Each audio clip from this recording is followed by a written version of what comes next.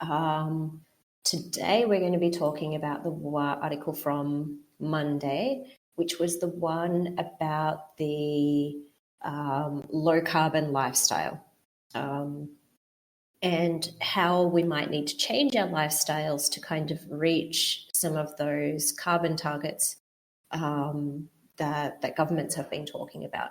I know that it was a pretty long article, and so we didn't get into some of the practical side of this, but what do you both remember from the article? What were some of the ideas that it mentioned?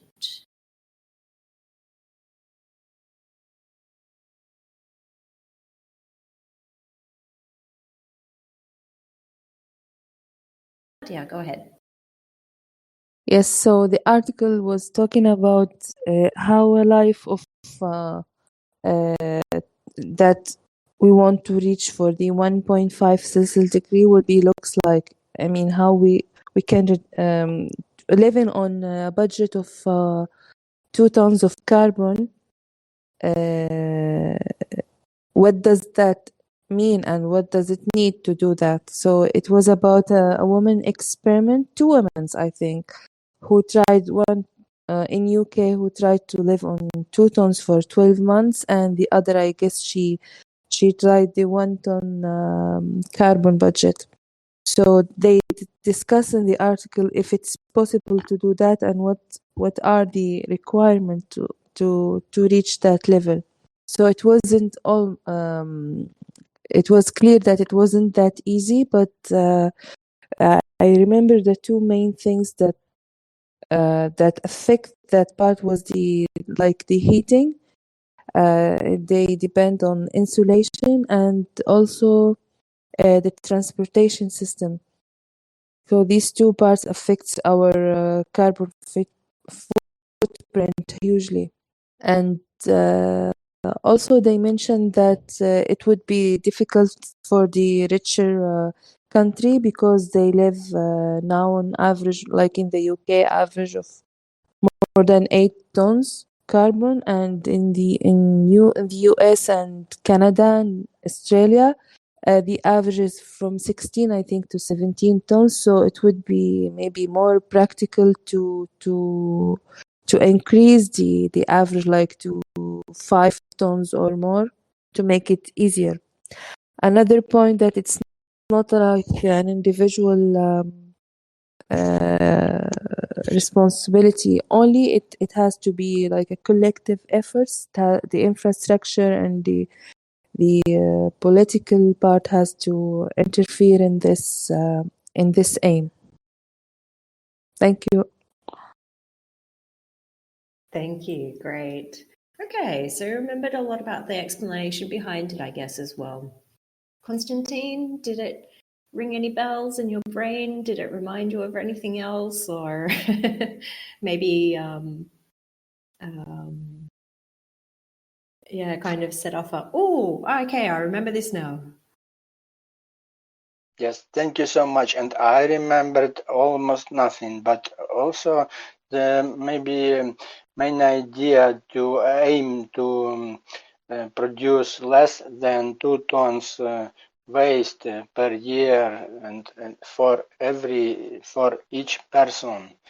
So the maybe aim of this division is it's kind of movement of people who aim to reduce their waste less than 2 tons, and it's, for my opinion, maybe also very important digit, because it's we say about physical elements as a garbage we produce every day, and about control about under it production or something like that. And in general article also if I'm not mistaken, it's about 2 activists, and one of it do something in her field and another in a little bit in another field, and also low carbon world is just some kind of lifestyle, and it relates to not only the waste, but um, about public transport, and also using recycling and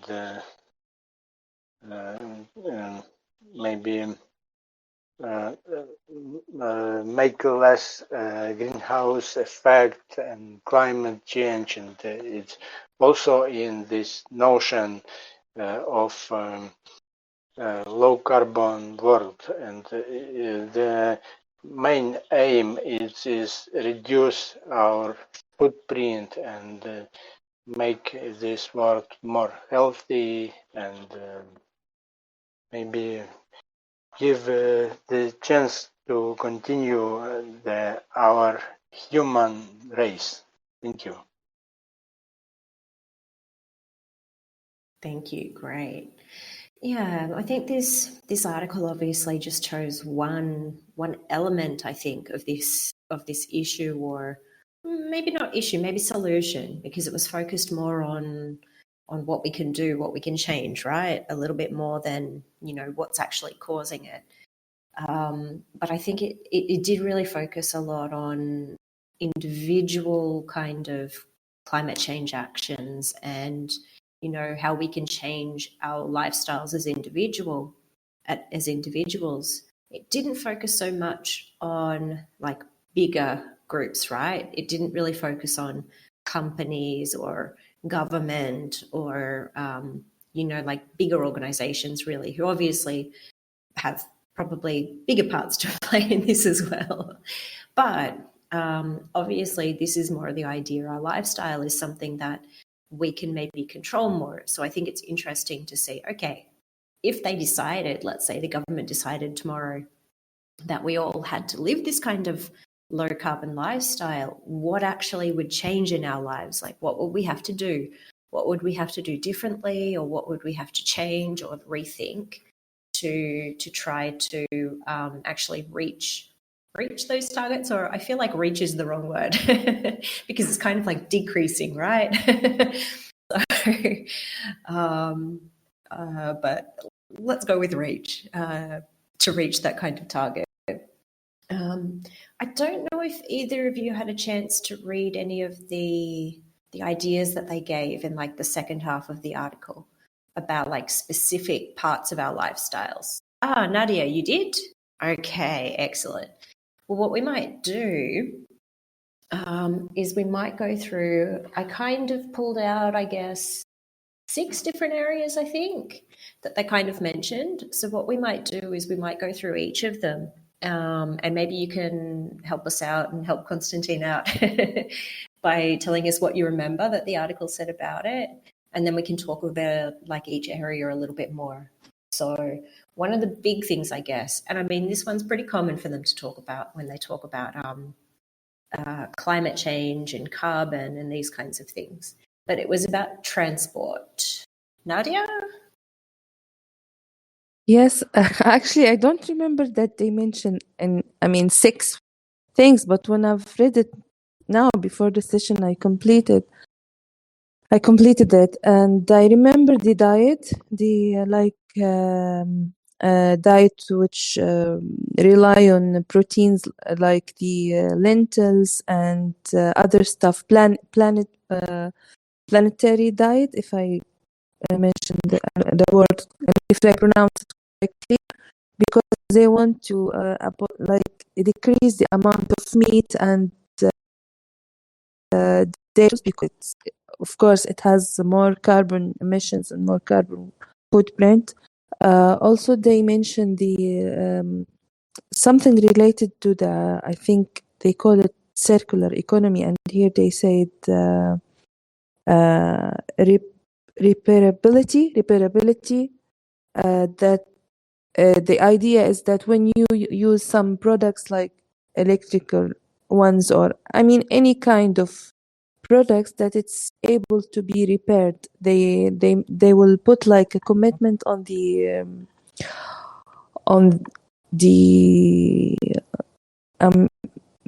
people who's sell these things, what they call them, like the factories or the makers, to make it easy for the customer to get their stuff repaired even if it doesn't have insurance. So by that way they will make us consume less. For example, instead of buying a phone every year, they want to make it more sustainable, to use it for longer time. This is the second thing. The diet, the food, our consumption, and also about our transportation, to use the very green transportation that's rely on renewable energies, and we make using the car less, especially when it's for example, one person using one car, so a lot of empty seats in the car, maybe 3 free seats, which is not economic at all.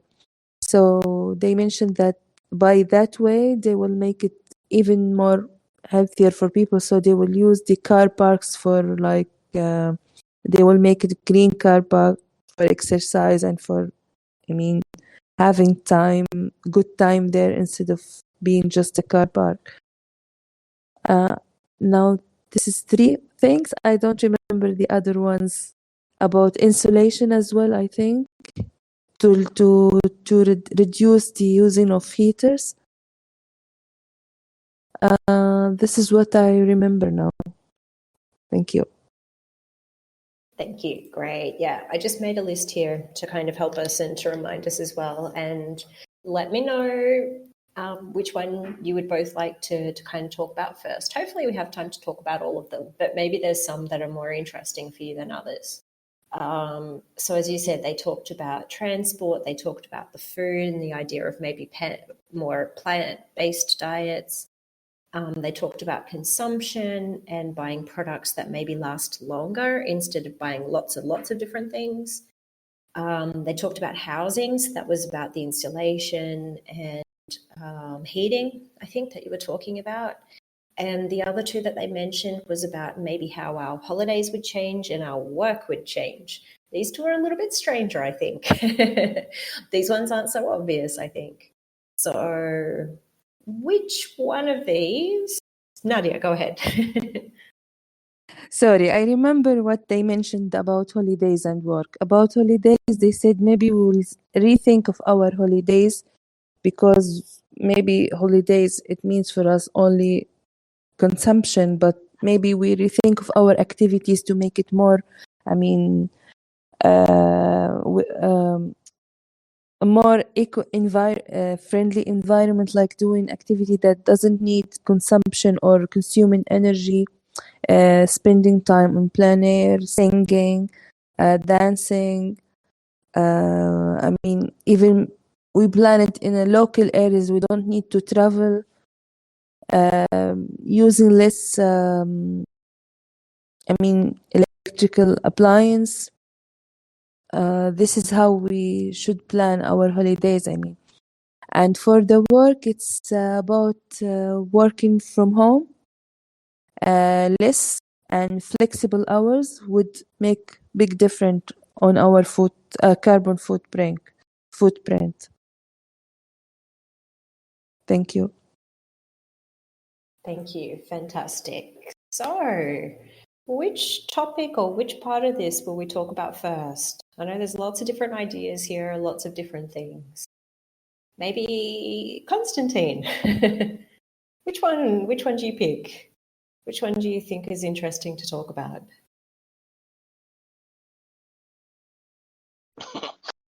Thank you, and excuse me, please, because sometimes I feel like an animal, because this is such kind of effect. You know all about it, and you understand all of it, but you can't say anything. So maybe it's how the way to lower our carbon footprint is the main idea, and a lot of ways. And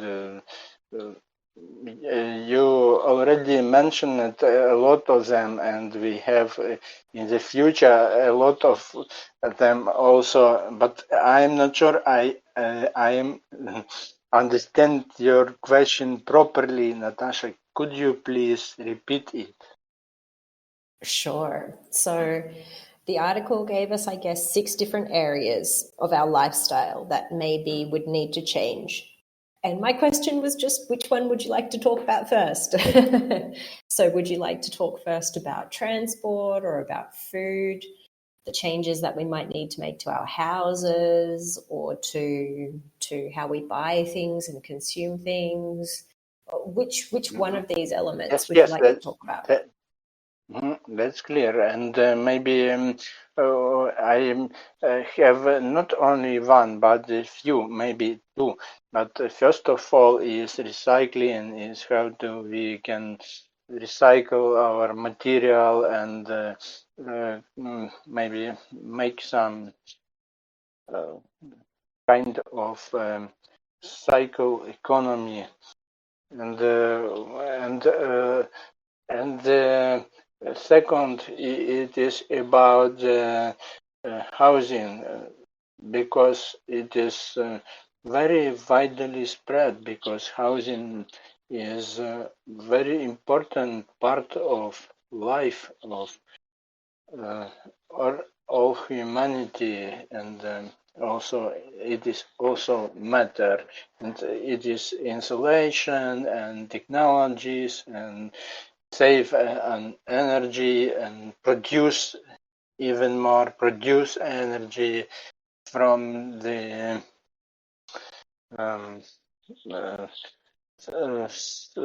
maybe natural sources of influence. I mean wind energy and solar energy or technology, something like that, and recycling. Thank you.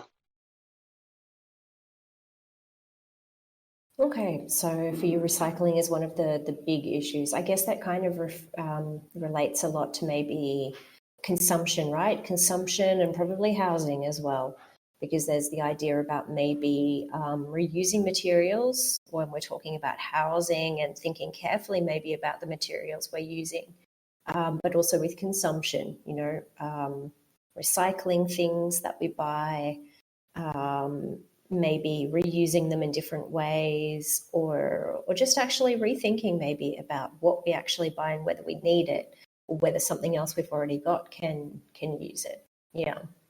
Well, maybe my part 2 of this question then, if we're talking about recycling and about consumption, how easy do you think this is to change? Do you think it's something that people can do easily by themselves? Do you think it requires like bigger changes from like, let's say the government or something like this? How easy do you think this change would be? Nadia? Yeah, I think the simple way of recycling, that when you collect plastics or metal, or this is something, we already, the world already started this, long time ago. But what they mention now about, I've read about circular economy, that there is some, research and planning, and I think it will be mandatory by the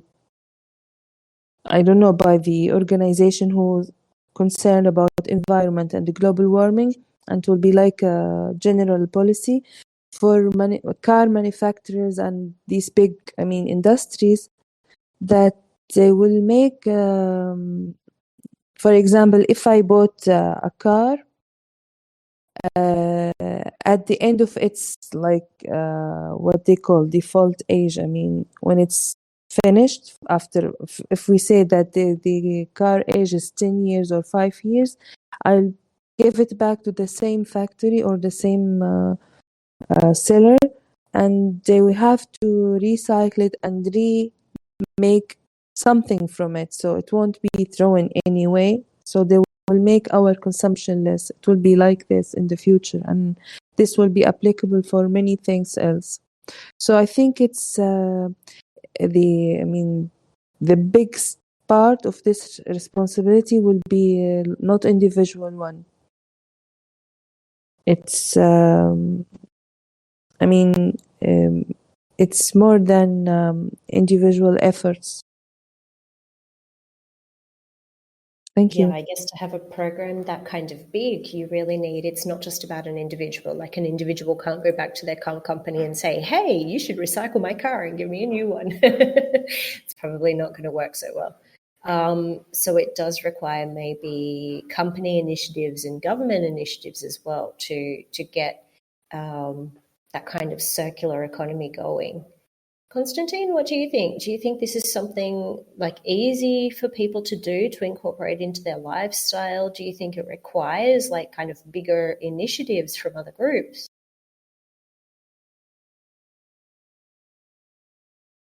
Yes, it will be extremely easy. And it is maybe, about the willing of mankind moving in this direction. So now we under the challenge of climate change, and maybe we have a lot of disposable things in our life. I mean, the things we use only once, and after that we just rid of such kind of things. Maybe the question is how to change this kind of psychology of many of people and use. And also I have to notice we almost lost the culture of repair things. So it's maybe some repairing is not became not so popular nowadays, and maybe culture moves in another direction, because it is better to buy a new things than repair old things, and our economic maybe moves in its way, and it is not sustainable way. So the change is not about our of us private initiative, but initiate of the big business, and also of industry, and it's maybe a little bit harder, but all start from the little step, and if you ready to change it, you have to do it. And for me personally, yes, I prefer to make less my carbon footprint, and I prefer not to use, for example, private car, and I prefer a public transport, and use some maybe I am not sure how it called properly, but it's a shopping bag, and you shouldn't buy every time a plastic bag, and such kind thing. It is just a little bit thing, but it makes sense and it is matter. Thank you.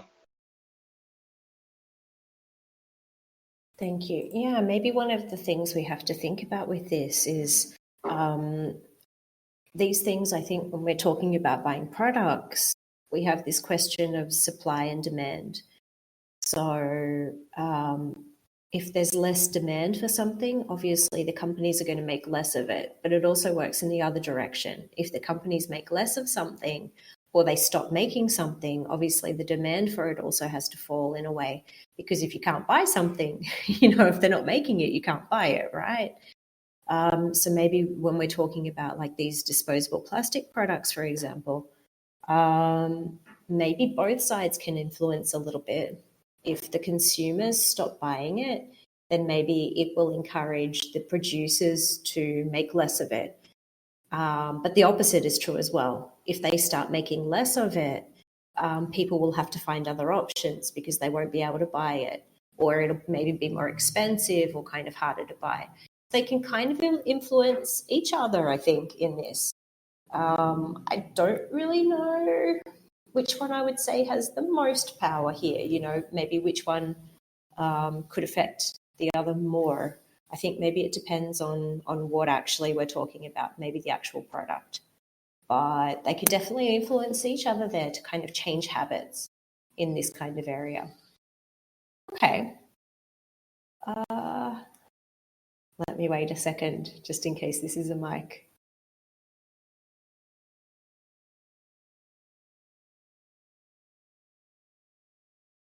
No, it's a little bit long. I don't think it's a mic.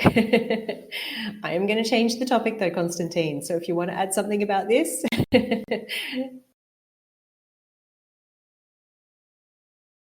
Okay, you're writing, no problem. Let's go back then let's go to food, actually. I think this one can maybe be a little bit controversial. What do you think about this idea that to have a low carbon lifestyle, we maybe need to change our diet and we need to eat different foods? How do you feel about this kind of lifestyle change? Nadia? I think it's one of the most difficult ones because it's not easy to control what people eat. I mean, if someone's likes meat, it's difficult to ask them. Sorry, I'm about to sneeze. Okay, it goes away. Sorry. I think it's difficult to control someone's eat or appetite because, as they mentioned in the article, the two women, one of them was vegetarian, so it has no problem with eating only, vegetarians food and fruits, lentils, and these kind of seeds. But the other woman, she was not, and it was really difficult for her to commit to such diet. So I think this aspect of the low carbon consumption, low carbon emissions, it would be quite difficult and maybe hard to control. Yeah, I agree. I feel like people get very personal about their diets. They feel very personally about it. And if you tell somebody that they either should or shouldn't eat something, people can get a little bit upset by this. So I kind of agree with this one. I think this is maybe one of the more difficult ones to change. Konstantin, what do you think about it? Do you think this is kind of a difficult thing to get people to change? Do you think it's easy? Do you think it makes a big difference? Sarah, what are your ideas about it? I'm not sure. For me, it's too hard question because I live now in quite different reality because we have here some kind of big crimes and ecocide, and it's about removing some ecosystem, and it is very global and it is very serious for me and personally, and believe me, it is very serious because we have maybe a small country, but in our scale of our country is very great impact. And now, for example, we have some um, damage of the hydro system, and the next will be is our nuclear plant. So I'm on to the 90% sure will be accident in our nuclear plant. So I don't know how the food, for example, and how the amount or the impact, but we have now here the war, and its impact is huge. It's pollution. It's maybe worse for the nature what we can imagine. So it's very big, and it's maybe, excuse me, it a little bit hard me to compare it for food waste or something like that, because now I face it maybe as something biggest. So excuse me, please, and maybe food it is we had a topic about artificial meat, and I'm on the point we have to move in this direction, and it is matter because a lot of greenhouse gases and our technologies is not perfect. It's maybe more about the money, but not about our living and our comfort living. So that's it. Thank you. And excuse me, please. Thank you. Yeah, there is this aspect of it as well. I mean, they are looking at some other kinds of alternatives, I guess. It'd be interesting to see, though, maybe if some of these alternatives, like the what do they call it again? The fake meat, but you just used another term, Constantine, and it went straight in one ear and out the other. But whatever that type of meat is, it would be interesting to know if that actually has a higher carbon footprint or a lower carbon footprint than maybe other foods that are kind of naturally available to us. Because just because it's not meat, I don't think automatically means that it's kind of better for the environment in a way. It might be that it would be better for us to eat other foods that we already have kind of naturally around us than to kind of create, something else. With your first idea as well, this also brought up another kind of important idea, I think, about this, that the article mentioned a little bit, but it didn't go into a lot of detail on near the beginning. And that was the idea that how much people emit can be very different. We've got the top, I think they said, what was it? It wasn't the top 50%, it was the top 11% or something, I think, or the top 10% of people maybe are kind of emitting much, much, much more. Thank you, Constantine. Yes, cultured meat or the lab-grown meat. Yeah, but they were saying really that the top 10% were actually emitting a huge, huge, huge proportion more than like the bottom 50% or the bottom 90% even. There was like a huge difference between different groups and how much they emitted. Maybe this is a question for you both. Do you think sometimes that these discussions about, reducing your carbon footprint, things like this, that maybe they're focusing on people and lifestyles that aren't actually producing so much in the first place? Because like Constantine was saying, in some parts of the world, there are obviously other things that are more important. In some places, just being able to get kind of food and have access to it is probably more important than, the carbon footprint of what it is. So do you think maybe, thank you, Nadia. Let's see if I can share it here. Fantastic. How do I do this? I don't remember how I did it last time. Oh, no, that wasn't it. Let me see if I can do it again. It might be easier for me to do it this way. Okay, let me ask my question again. Do you think that some of these discussions about maybe reducing your footprint are maybe focusing too much on people who are maybe in that bottom 50 or even the bottom 90% and not the people who are in like that top 10% or the top 1% who are kind of producing a lot more emissions than everybody else? This is maybe a controversial question.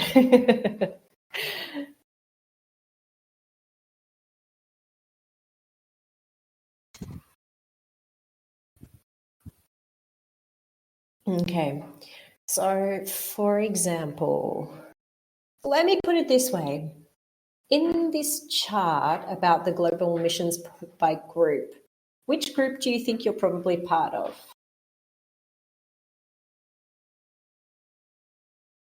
Do you think you're probably part of like the bottom or middle groups there, like the bottom 50 or the middle 40? Or do you think you're probably more in like the top 10 or the top 1? And then think about like the recommendations they're making. Do you think they're recommending things for you or the people that are maybe in like the top 1%? Does that make more sense, Nadia?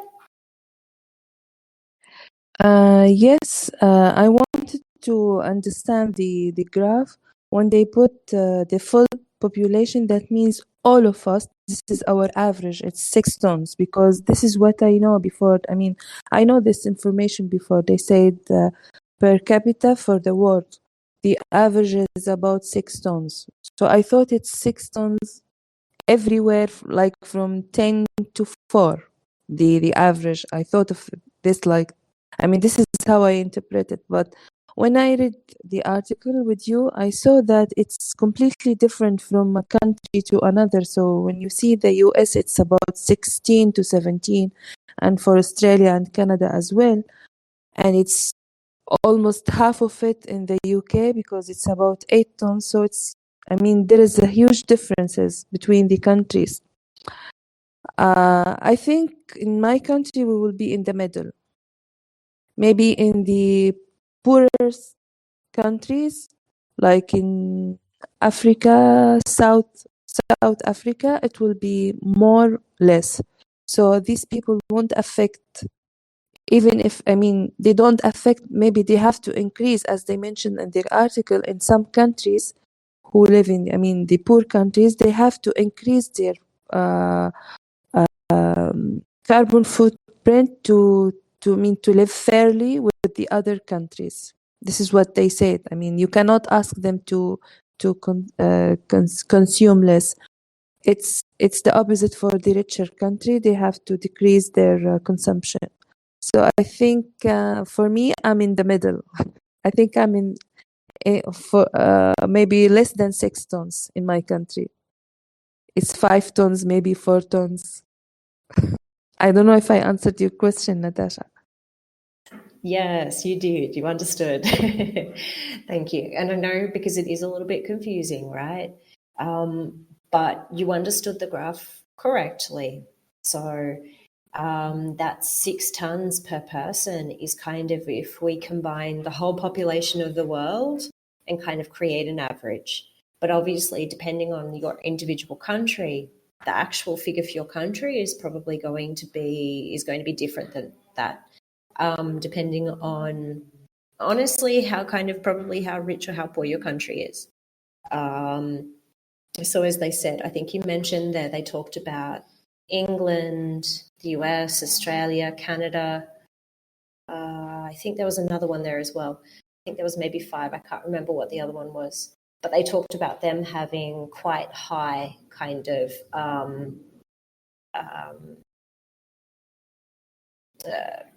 quite high amount for each of them. So depending on the country, there could also be, it could be much higher than whatever the average actually is. And this is why when we look at this is why I said, some of these recommendations, maybe it's a little bit unfair, like you were just saying, Nadia, because if you're already kind of in a country that has very low carbon footprints, but it's because maybe you don't have access to some of these things that other countries do, it seems like a little unfair to be telling them, oh, you should be, riding your bike more, or you should be using more public transport, when maybe they're not the ones who are producing so much carbon. Maybe we shouldn't be getting angry at them for wanting to buy things, or, asking them to change their diet when, they're just having difficulty in general getting good food. So I think you understood my question there. Konstantin, did you want to add something to this? Or Nadia, go ahead. Yes, sorry, I just wanted to mention that I know that the most how we say that the industry that emits the most industry that emits carbon or emissions, it's the transportation. It has the biggest part of emissions because it's using fuel. That's why. So I think like the public transportation, metro, and the big airports, a lot of planes, for example, this is the reason why they have, in these countries, they have the per capita, they have the higher footprint, because the transportation there is really, big, and a lot of big airports, a lot of planes, maybe per day. So this is I think that the most thing that affects the carbon footprint. Thank you. Yeah, I think transport can have a huge difference as well. There was a really interesting phrase here that I'm going to share about flying. 90% of people have never flown, and just 1% of the world's population is responsible for 50% of emissions from flying, which is pretty crazy, right? So if we're going to start telling people things like, oh, you shouldn't fly to travel, you should find other ways, you should choose other things, maybe we have to think about who we're telling that. It could be a little unfair to tell some people that. Konstantin, what do you think about this? I've seen you typing a few times, but nothing's appeared. So what are your thoughts about this aspect? No, maybe you're wrong. I am not typing. I am just thinking about it because it is important. It maybe depends on our actions, and the statistics about the most polluted field of humans activity is also available, and if I am not mistaken, the first is industry, and the second is agriculture, and also maybe transport is only on the third or on the fifth place, but it's a complex problem, and I'm not sure I understand your question right, because it's so huge, it's so big problem, and how we can lower our carbon footprint, and maybe it is more about the conception about carbon footprints, and I'm not sure. It's not it have some cases and maybe reasons for commercial organization, and also a lot of people very successfully speculate on this topic, and they earn money, but don't do real changes. And if we say about real changes, it would be government initiative, and it's about a big industry, and it's we have to say and we have to talk about big changes, and if we say about, for example, my country, I see it. We maybe not so quick as I want, but we change some energy sources to more alternative, and uh, for example, hydro energetic and wind energetic, and also nuclear energy. It's still very perspective, and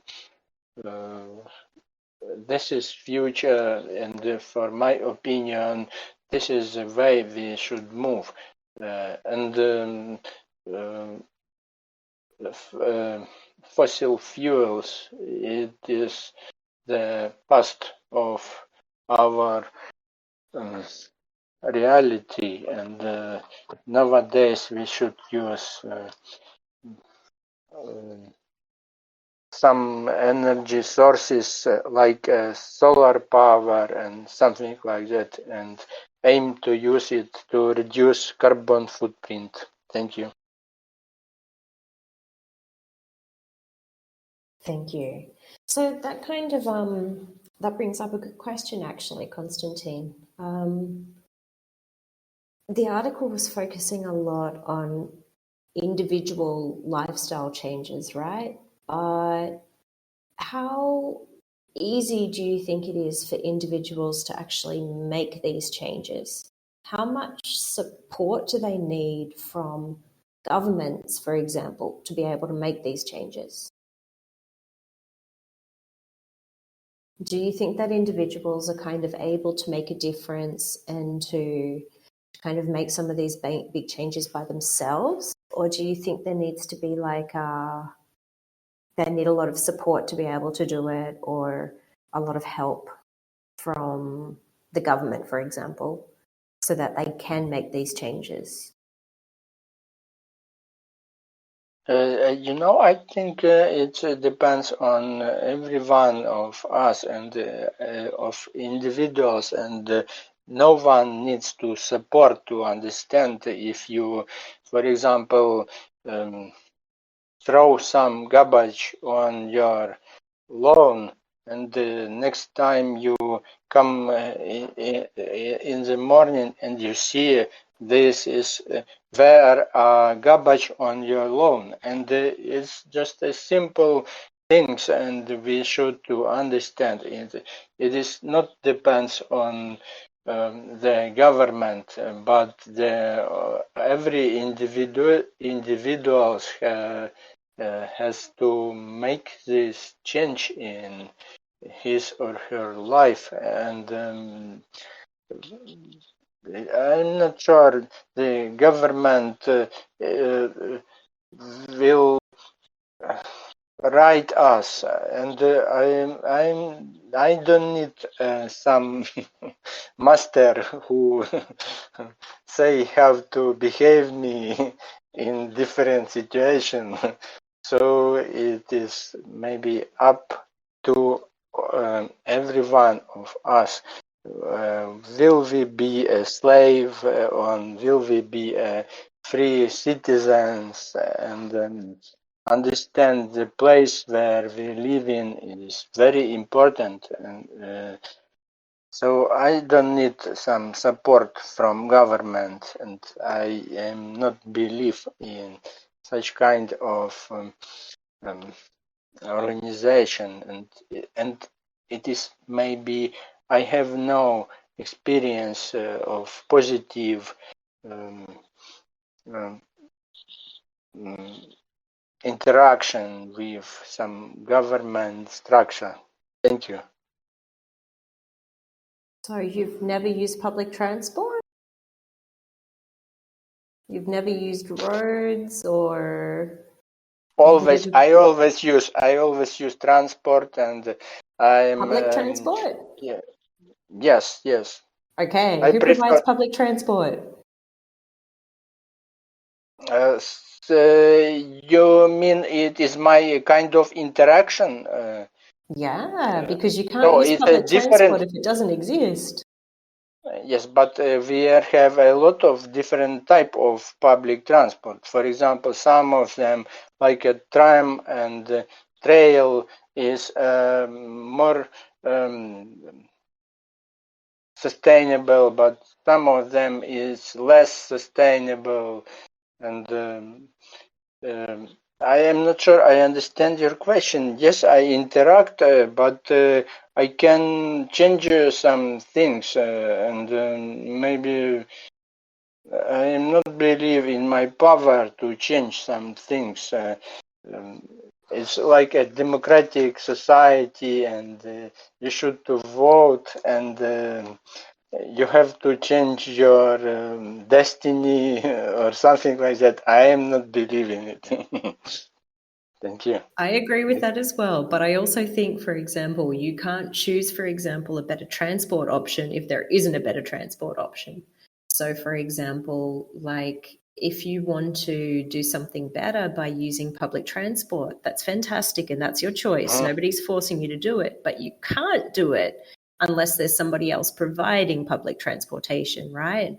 So if public transportation doesn't exist in your city, you can't make that as a choice. As an individual, you can't make that choice to use it because it doesn't exist. And maybe you remember the situation then, for example, some place has not the public transportation, so the only option is have your car and move in, and it is also maybe the reason. So if the option is available, I always prepare the public transport, and it is also maybe my personal action to reduce my carbon footprint. Thank you. Yes, but that's my idea. Sometimes we can't make personal choices if there isn't somebody else who's actually providing the options for us. So sometimes to be able to make personal choices about what we do or don't do, we actually need to have somebody else who's providing those options for us. Some of these options are not possible for us to create ourselves as individuals. Nadia? Yes, answering your question, Natasha, about if as an individual we can do something. It's the same what you talked about earlier when you say individual. It's two-way. I mean, it works in both way. That maybe we can, as a consumer, to stop using plastic, stop buying it, so the producer will stop making it. But in this case, for example, as I said, the transportation has the biggest impact on in this topic. So if we as individuals decided to stop flying, to stop using public transportation, stop using cars, maybe bicycles and stuff like this, I think it's not practical and it's impossible because, we need this transportation to go to our works. It's not easy. People flies not because of holidays only. It's business. And if they stopped, there is someone else will take their places. So it's not easy at all. It's not realistic. This solution is not realistic. Even if some people decided to do it, they will live completely differently. Maybe they will start living on a farm, making their own food, forget about electricity and anything. They will go back to life because there is no one support them. But as you said, this needs, big group support, like from the government and from the industries of transportation itself. And big companies start working on green, I will call it green transportation, like the green infrastructure. They will make uh, what they call it, green fuel that emits less than the fossil fuel. So a lot of research and things going on that way. If they want to achieve their goal, for the Paris Agreement, it's not individuals' responsibility at all. I think it's bigger than individuals. Thank you. Thank you. Yeah. I think maybe it's interesting for us to know like the different actions that we could take or what our options are maybe for different options if we do want to reduce, our carbon footprint, our individual carbon footprint a little bit. But as you said, there's also a lot of things that maybe we can't do so much or we don't have control over, which would maybe have a bigger effect than our individual things. Doesn't mean that we shouldn't do those other individual things. Of course, we can still do those. But maybe we also need to think about kind of finding a balance maybe, because maybe it's not good to be really, really strict, like the people in the article that they were talking about who, struggled quite a lot. Maybe we should do what we can. Make changes when they're feasible to make, when they're possible to make, but don't kind of make our lives difficult for ourselves in the meantime. Nadia? Yes, I remember the article we read together, Natasha, maybe I don't know how many years ago, about Paris Free Car Day, something like that. I don't know if you remember that. That they indicate one day to not using cars that day to make the emissions less. And they put some statistics, I remember. So there is a lot of approaches to do that and to encourage people to emit less.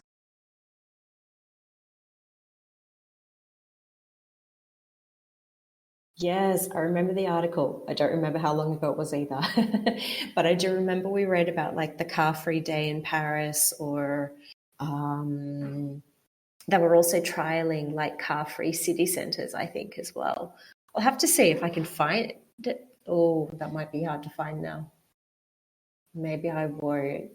I would have searched the forum, but we don't have the forum anymore. So I think maybe that one might be lost. Maybe if I search my calendar, I'll be able to find it. Let's see.